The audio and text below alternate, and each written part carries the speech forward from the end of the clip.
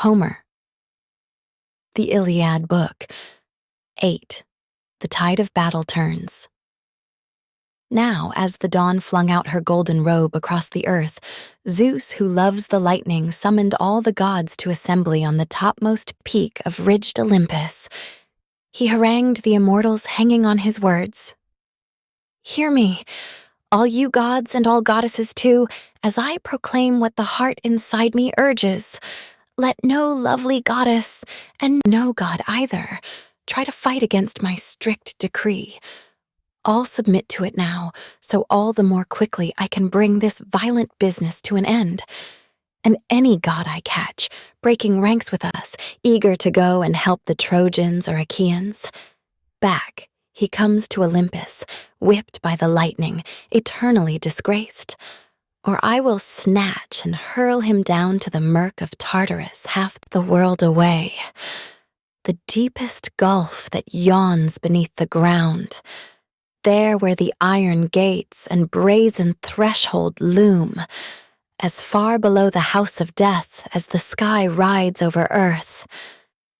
Then he will know how far my power tops all other gods come. Try me, immortals, so all of you can learn.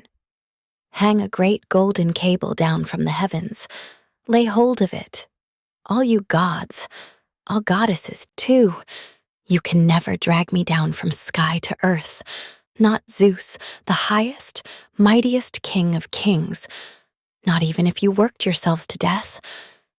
But whenever I'd set my mind to drag you up, in deadly earnest, I'd hoist you all with ease, you and the earth, you and the sea, all together, then loop that golden cable round a horn of Olympus, bind it fast, and leave the whole world dangling in midair. That is how far I tower over the gods. I tower over men." A stunned silence seized them all, struck dumb. Zeus's ringing pronouncements overwhelmed them so. But finally, clear-eyed Athena rose and spoke. "Our father, son of Cronus, high and mighty, we already know your power, far too well. Who can stand against you? Even so, we pity these Argive spearmen living out their grim fates, dying in blood. Yes, we'll keep clear of the war as you command. We'll simply offer the Argives tactics that may save them, so they won't all fall beneath your blazing wrath." Zeus, who drives the storm clouds, smiled and answered, "Courage, Athena, third-born of the gods, dear child. Nothing I said was meant in earnest. Trust me, I mean you all the goodwill in the world."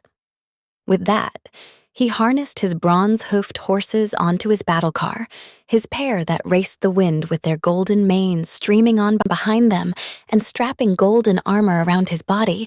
Zeus himself took up his whip that coils lithe and gold and climbed aboard. A crack of the lash, the team plunged to a run, and on the stallions flew, holding nothing back as they winged between the earth and starry skies and gaining the slopes of Ida with all her springs, the mother of wild beasts. They reached Gargarin Peak, where the grove of Zeus and Zeus's smoking altar stand.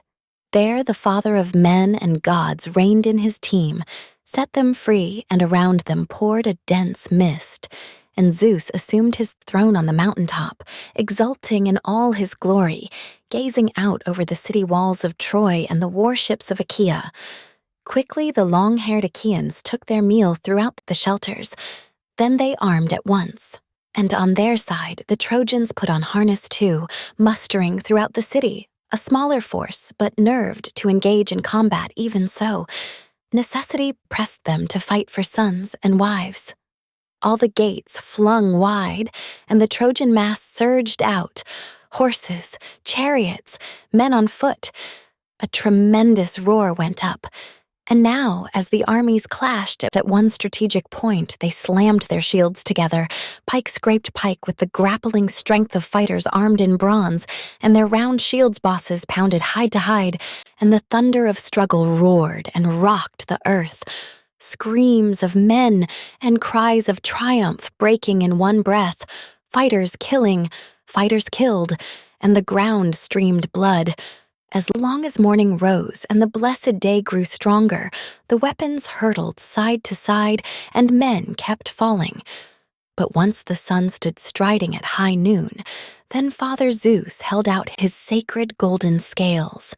In them, he placed two fates of death that lays men low, one for the Trojan horsemen, one for Argives armed in bronze. And gripping the beam mid-haft, the father raised it high, and down went Achaea's day of doom. Achaea's fate settling down on the earth that feeds us all as the fate of Troy went lifting toward the sky. And Zeus let loose a huge crash of thunder from Ida, hurling his bolts in a flash against Achaea's armies. The men looked on in horror. White terror seized them all. Neither Idomeneus nor Agamemnon dared stand his ground, nor did the great and little Ajax, old campaigners.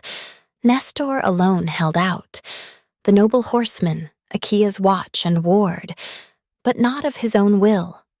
One horse was finished, hit by a shaft that fair-haired Helen's lord, magnificent Paris winged at its brow's high peak, where the forelock crowns the skull, most fatal spot. It reared in agony, arrow piercing its brain, and flung the team in panic, writhing round the brazen point as the old horseman hewed the trace horse clear, hacked away the straps, sudden strokes of his sword. But on came Hector's team in the rush and buck of battle, sweeping their driver Hector on in fighting fury, and then and there old Nestor would have died if Diomedes had not marked him fast. The lord of the war cry gave a harrowing shout, trying to rouse Odysseus. "Where are you running, the royal son of Laertes, cool tactician? Turning your back in battle like some coward? Cutting and running, so take care that no one spears you in the back. Hold firm with me. We'll fight this wild maniac off the old man here." But long-enduring Odysseus never heard him. Down he dashed to the hollow Argive ships. So, all on his own, Diomedes charged the front, lurched to a halt before old Nestor's team, and winged a flight of orders at the horsemen. "Old soldier, these young fighters wear you down. Your strength goes slack, and old age dogs your steps, your drivers worthless, your horses drag their weight. Come, up with you now, climb aboard my chariot." So you can see the breed of Tros' team, their flair for their own terrain as they gallop back and forth, one moment in flight, the next in hot pursuit. I took them both from Aeneas, driving terrors. Your own good team. Our aides will handle them. We'll steer these racers straight at the Trojans now, the great breakers of horses. We'll let Hector see if the spear in my hand is mad for bloodshed too. And the old charioteer rose to the challenge. Aides caught his team, Sthenelus, loyal Eurymedon, as the two commanders boarded Diomedes' car. Nestor grasped the glistening reins in both fists, lashed the team, and they charged straight at Hector, charging straight at them as Tydides hurled a spear and missed his man. But he picked the driver off, Eniopius, son of proud Thebaius, gripping the reins. He slashed him beside the nipple, stabbed his chest, and off the car he pitched, his horses balking, rearing. There, on the spot, the man's strength and life collapsed, and blinding grief for his driver overpowered Hector, stunned for his friend. But he left him lying there, dead, and swept on, out for another hardy driver. Nor did his team go long without a master. Hector found one quickly. Iphitus's daring son, Archeptolemus, mounted him up behind his racers, thrust the reins in the fighting driver's hands. Now there would have been havoc, irreversible chaos. The Trojans penned in the walls of Troy like sheep, but the father of men and gods was quick to the mark. A crash of thunder. Zeus let loose a terrific bolt and blazing white at the hooves of Diomedes' team. It split the earth. A blinding, smoking flash, molten sulfur exploding into the air, stallions shying, cringing against the car, and the shining reins flew free of Nestor's grip. His heart quaking, he cried to Diomedes, "Quick, Tydides, swing these stallions round and fly. Can't you see? Victory comes from Zeus, but not for you. He hands the glory to Hector, today at least. Tomorrow it's ours, if he wants to give us glory. There's not a man alive who can fight the will of Zeus, even a man of iron. Zeus is so much stronger." But Diomedes, lord of the war cry, answered, "Right, old soldier, all you say is true. But here's the grief that cuts me to the quick. One day this Hector will vaunt among his Trojans. Diomedes ran for his ships. I drove him back. So he'll boast. I know. Let the great earth gape and take me down that day."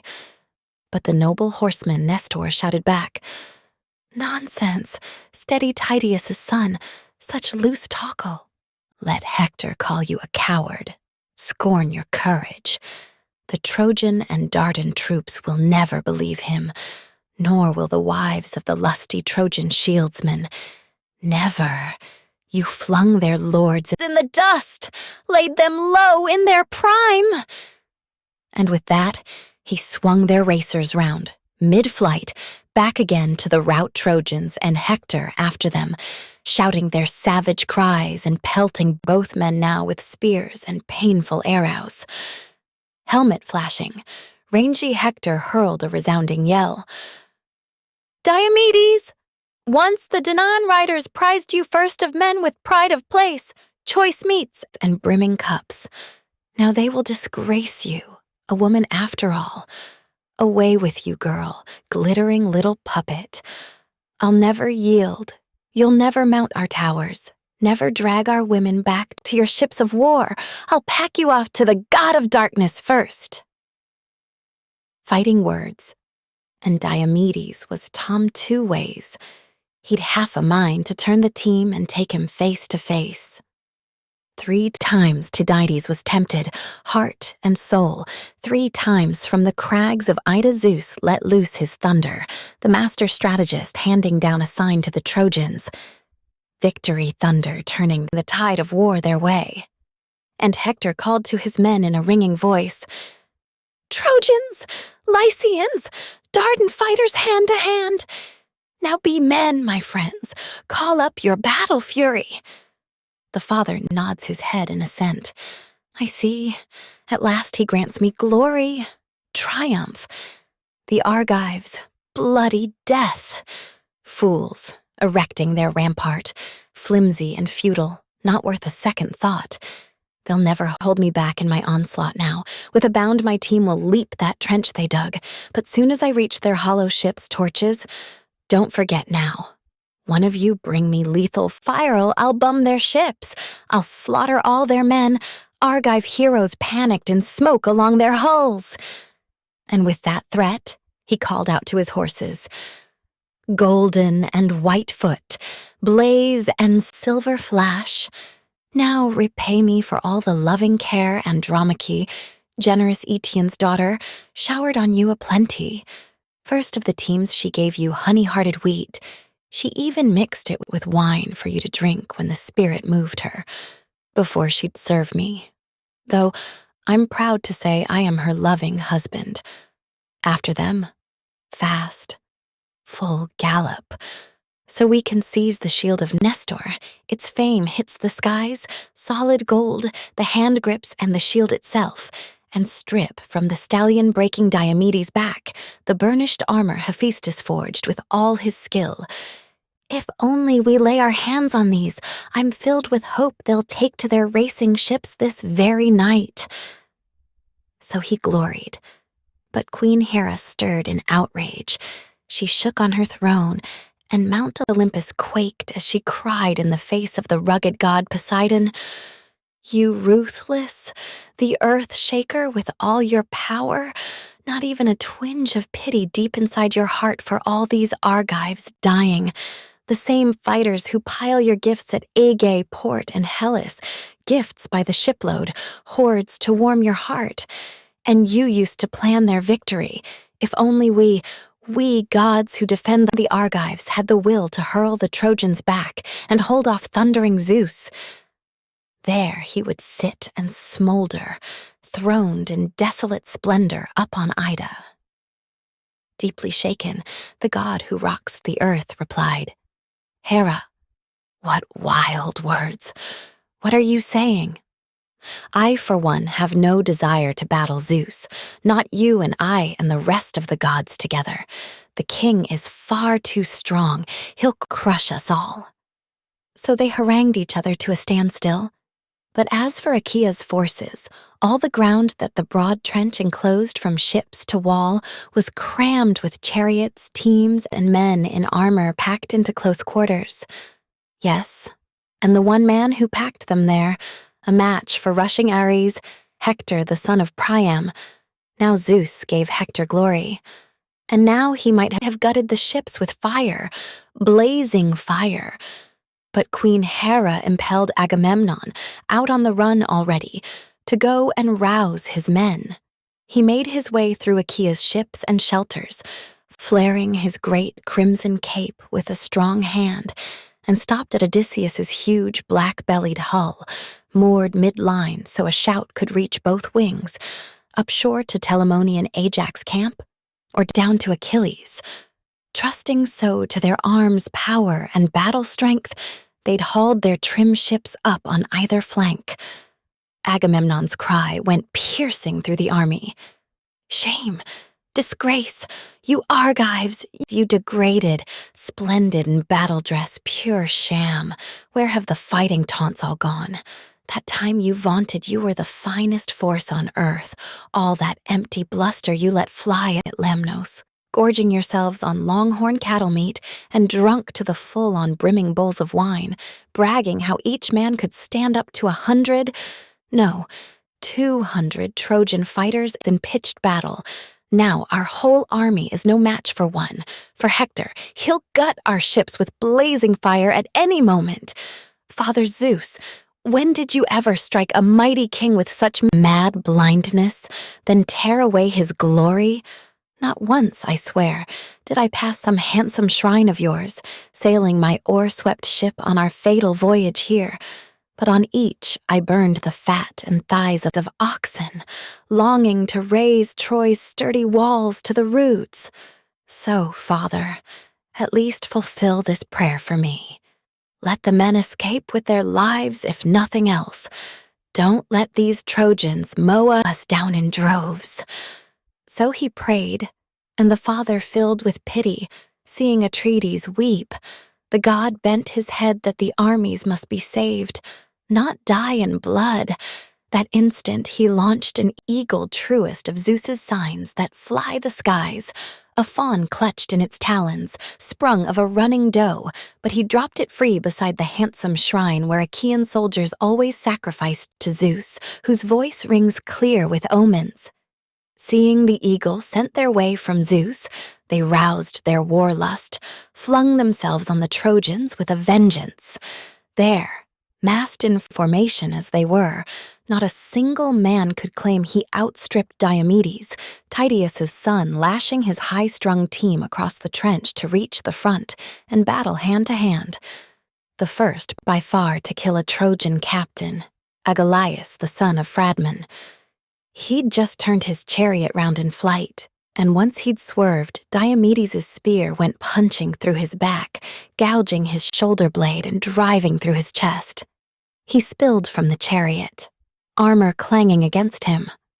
Diomedes plowed on, and after him came the Atridae, Agamemnon and Menelaus, following in their wake the great and little Ajax armed in fury, Idomeneus after them, and Idomeneus's good aid, Meriones, a match for the butcher god of war, Eurypylus after them, Euaemon's gallant son, and Teucer came up ninth, tensing his reflex bow and lurking under the wall of giant Ajax's shield. As Ajax raised the rim, the archer would mark a target, shoot through the lines. The man he hit dropped dead on the spot. And quick as a youngster ducking under his mother's skirts, he'd duck under Ajax's shield, and the gleaming shield would hide him head to toe. Who was the first Trojan the marksman Teucer hit? Or Silius first, then Ormenus, Ophelestes, Dater, and Chromius, princely Lycophontes, Polyaemon's son Amopaon, and Melanippus too. Corpse on corpse he dropped to the earth that rears us all, and King Agamemnon, thrilled at the sight of Teucer whipping arrows off his bow, reaping the Trojan ranks, strode up and sang his praises. Teucer, lovely soldier, Telamon's son, pride of the armies, now you're shooting. You'll bring a ray of hope to your men, your father too. He raised you when you were little, a bastard boy. No matter, Telamon tended you in his own house. Far off as he is, you'll set him up in glory. I tell you this, so help me, it's the truth.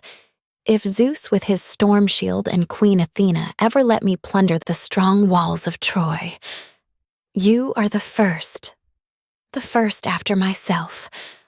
I'll place some gift of honor in your hands, a tripod, or purebred team with their own car, or a fine woman to mount and share your bed. And Teucer gave his captain a faultless answer. Great field marshal, why bother to spur me on? I go all out as it is. With all the power in me, I've never quit, not from the time we rolled them back to Troy. I've stalked with my bow and picked them off in packs. 8 arrows I've let fly, with long, sharp barbs, and all stuck in the flesh of soldiers quick to fight. But I still can't bring this mad dog Hector down. The archer loosed a fresh shaft from the bowstring straight for Hector, his spirit longing to hit him.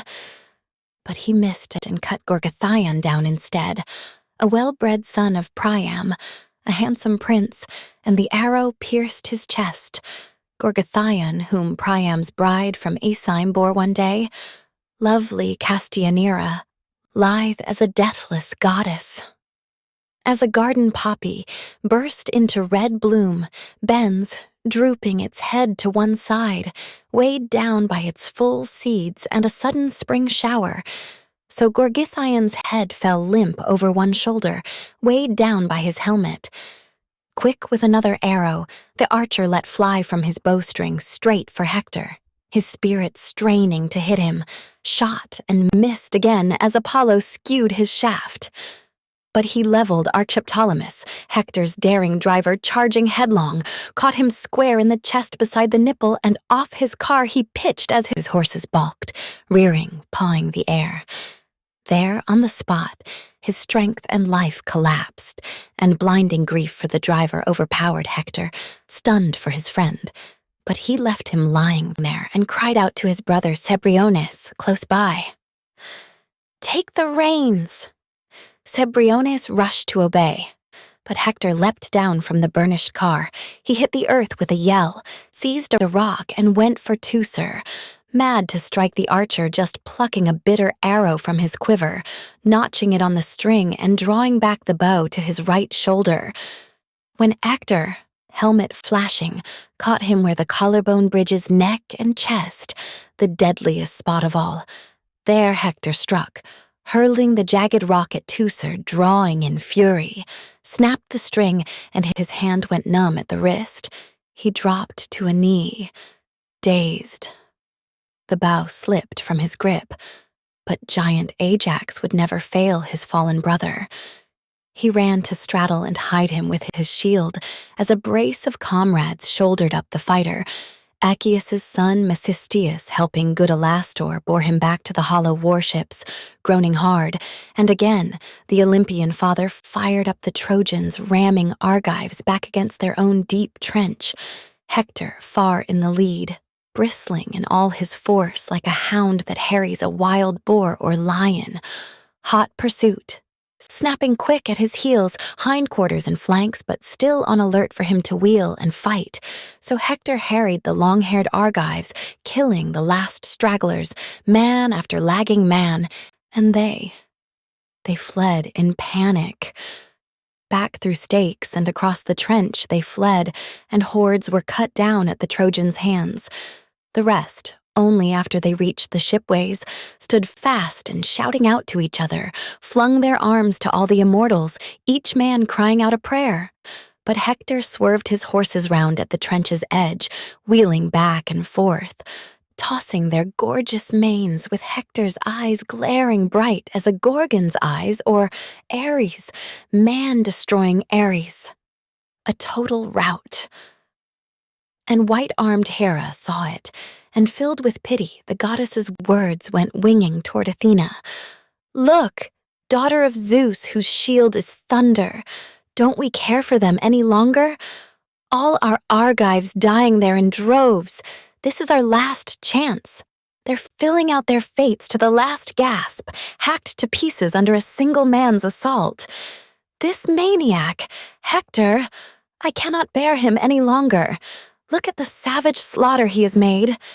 Eyes blazing, Athena answered, "Let him die 1,000 deaths, Hector's life and his battle frenzy blotted out by the Argives here on Hector's native soil." But father rages now, that hard black heart, always the old outrage, dashing all my plans.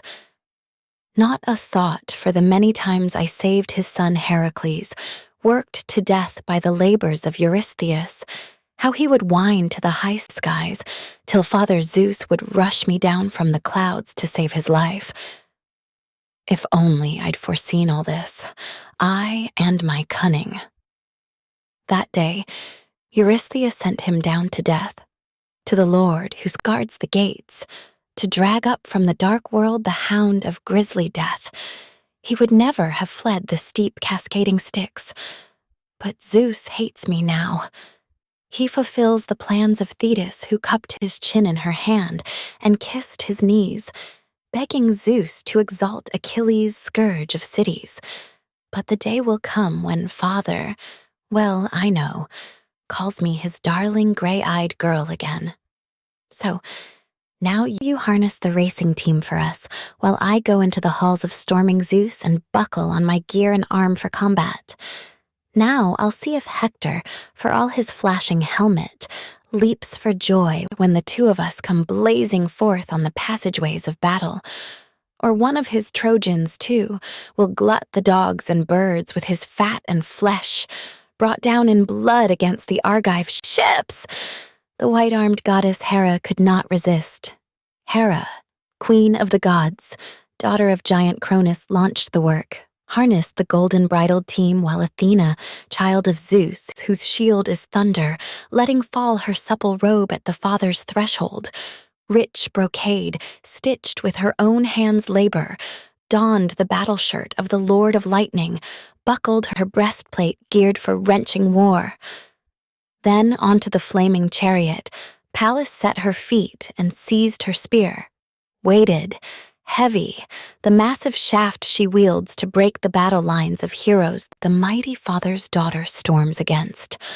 A crack of the whip, the goddess Hera lashed the team, and all on their own force the gates of heaven thundered open, kept by the seasons. Guards of the vaulting sky and Olympus heights empowered to spread the massing clouds or close them round once more, and straight through the great gates she drove the team. But as Father Zeus caught sight of them from Ida, the god broke into a sudden rage and summoned Iris to run a message on with a rush of golden wings. "Quick on your way now, Iris. Shear the wind. Turn them back. Don't let them engage me here. What an indignity for us to clash in arms. I tell you this, and I will fulfill it too. I'll maim their racers for them, right beneath their yokes. And those two goddesses, I'll hurl them from their chariot, smash their car, and not once in the course of 10 slow wheeling years will they heal the wounds my lightning bolt rips open. So that gray-eyed girl of mine may learn what it means to fight against her father. But with Hera, though, I am not so outraged, so irate. It's always her way to thwart my will, whatever I command." So he thundered, and Iris ran his message, racing with gale force away from the peaks of Ida up to steep Olympus cleft and craggy. There at the outer gates she met them face to face and blocked their path, sounding Zeus's orders. "Where are you rushing now? What is this madness blazing in your hearts? Zeus forbids you to fight for Achaea's armies. Here is Father's threat. He will fulfill it too. He'll maim your racers for you, right beneath their yokes, and you two goddesses, he'll hurl you from your chariot, smash your car, and not once in the course of 10 slow wheeling years will you heal the wounds his lightning bolt rips open. So you, his gray-eyed girl, may learn what it means to fight against your father. But with Hera, though, he is not so outraged, so irate. It's always your way to thwart his will, whatever Zeus commands. You insolent brazen bitch. You really dare to shake that monstrous spear in Father's face?" And Iris, racing the wind, went veering past, and Hera turned to Pallas, calling off the conflict. "Enough, daughter of Zeus, whose shield is thunder. I cannot let us battle the Father any longer, not for mortal men. Men, let one of them die, another live, however their luck may run. Let Zeus decide the fates of the men of Troy and men of Argos both, to his deathless heart's content. That is only right." So she complied and turned their racers back. The seasons loosed the purebred, sleek-maned team, tethered them to their stalls, piled on ambrosia, and leaned the chariot up against the polished walls that shimmered in the sun. The goddesses themselves sat down on golden settles, mixing with the immortals, Athena and Hera's hearts within them dashed. At the same time, Zeus the Father whipped his team and hurtling chariot straight from Ida to Mount Olympus, soon to reach the sessions of the gods.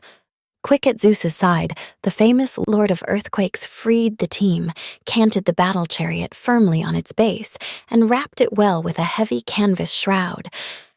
Thundering Zeus himself assumed his golden throne as the massive range of Olympus shook beneath his feet. Those two alone, Athena and Hera, sat apart from Zeus. Not a word would they send his way, not a question. But the Father knew their feelings deep within his heart and mocked them harshly. "Why so crushed, Athena, Hera? Not overly tired, I trust, from all your efforts there in glorious battle, slaughtering Trojans, the men you break with all your deathless rage. But I, with my courage, my hands, never conquered. For all their force, not all the gods on Olympus heights could ever turn me back. Ah, but the two of you. Long ago, the trembling shook your glistening limbs before you could glimpse the horrid works of war. I tell you this, and it would have come to pass. Once my lightning had blasted you in your chariot, you could never have returned to Mount Olympus where the immortals make their home." So he mocked as Athena and Queen Hera muttered between themselves, huddled together, plotting Troy's destruction. True, Athena held her peace and said nothing, smoldering at the Father, seized with wild resentment. But Hera could hold the anger in her breast no longer, suddenly bursting out. "Dread Majesty, son of Cronus, what are you saying? We already know your power, far too well. Who can stand against you? Even so, we pity these Argive spearmen living out their grim fates, dying in blood. Yes, we'll keep clear of the war as you command. We'll simply offer the Argives tactics that may save them, so they won't all fall beneath your blazing wrath." And Zeus, who marshals the thunderheads, replied, "Tomorrow it dawns your chance, my ox-eyed queen. Look down then, if you have the taste for it, Hera, and you will see the towering son of Cronus killing still more hordes, whole armies of Argive soldiers. This powerful Hector will never quit the fighting, Not till swift Achilles rises beside the ships that day they battle against the high stems, pinned in the fatal straits, and grappling for the body of Patroclus. So runs the doom of Zeus, you and your anger. Rage away. I care nothing for that, not even if you go plunging down to the pit of earth and sea where Cronus and Iapetus make their beds of pain, where not a ray of the sun can warm their hearts, not a breeze. The depths of Tartarus wall them round. Not if you ventured down as far as the black abyss itself. I care nothing for you, you and your snarling anger, none in the world a meaner bitch than you. So he erupted, but the white-armed goddess Hera answered not a word. Now down in the ocean sank the fiery light of day, drawing the dark night across the grain-giving earth. For the men of Troy, the day went down against their will, but not the Argives. What a blessing! How they prayed for the nightfall coming on across their lines. But again, still bent on glory, Hector mustered his Trojan cohorts, pulled them back from the ships toward the river rapids, to wide-open ground where they found a sector free and clear of corpses. They swung down from their chariots onto earth to hear what Hector, dear to Zeus, commanded now. He clutched a thrusting lance 11 forearms long. The bronze tip of the weapon shone before him, ringed with a golden hoop to grip the shaft. Leaning on this, the prince addressed his men. "Hear me, Trojans, Dardans, all our loyal allies. I had hoped by now, once we destroyed them all the Achaeans and all their hollow ships, we might turn home to the windy heights of Troy." But night came on too soon. That's what saved them, that alone, they and their ships along the churning surf. Very well then, let us give way to the dark night, set out our supper, unyoke our full-maned teams, and pile the fodder down before their hooves. Drive cattle out of the city, fat sheep too, quickly. Bring on rations of honeyed, mellow wine and bread from the halls, and heap the firewood high. Then all night long, till the breaking light of day, we keep the watchfires blazing, hundreds of fires, and the rising glare can leap and hit the skies. So the long-haired Achaeans stand no chance tonight to cut and run on the sea's broad back. Never, not without a struggle. Not at their royal ease are they going to board those ships. No, let every last man of them lick his wounds. A memento at home, pierced by arrow or spear as he vaults aboard his decks. So the next fool will cringe at the thought of mounting hateful war against our stallion-breaking Trojans. Now let heralds dear to Zeus cry out through the streets of Troy that boys in their prime and old gray-headed men must take up posts on the towers built by the gods in bivouac round the city. And as for our wives, each in her own hall must set big fires burning. The night watch, too, it must be kept unbroken, so no night raiders can slip inside the walls with our armies camped afield. That's our battle order, my iron-hearted Trojans, just as I command. Let the order I issue now stand firm and clear, and the stirring call to arms I sound tomorrow morning. My stallion-breaking Trojans, my hopes are rising now. I pray to Zeus and the great array of deathless gods that we will whip the Achaeans howling out of Troy and drive them off to death. Those dogs of war the deadly fates drove here in their black ships. So now, for the night, we guard our own positions, but tomorrow at daybreak, armed to the hilt for battle, waken slashing war against their hollow hulls. I'll soon see if the mighty Diomedes rams me back from the ships and back against our walls, or I kill him with bronze and strip his bloody armor. Tomorrow, Tydeus's son will learn his own strength, if he has the spine to stand the onrush of my spear. In the front ranks he'll sprawl, I think, torn open, a rout of his comrades down around their captain, just as the sun goes rising into dawn. If only I were as sure of immortality, ageless all my days, and I were prized as they prize Athena and Apollo, as surely as this day will bring the Argives' death. So Hector urged his armies. The Trojans roared assent.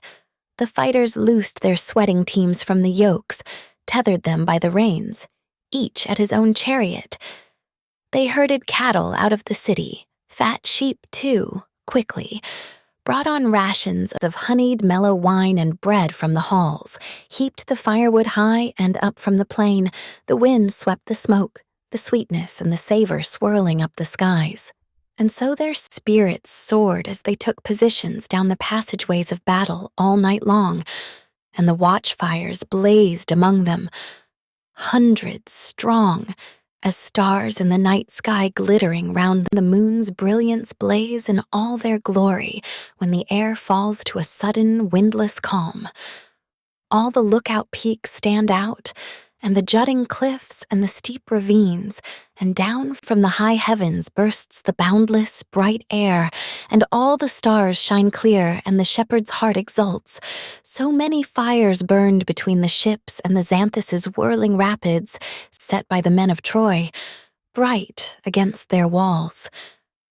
1,000 fires were burning there on the plain, and beside each fire sat 50 fighting men poised in the leaping blaze and champing oats and glistening barley, stationed by their chariots. Stallions waited for dawn to mount her glowing throne.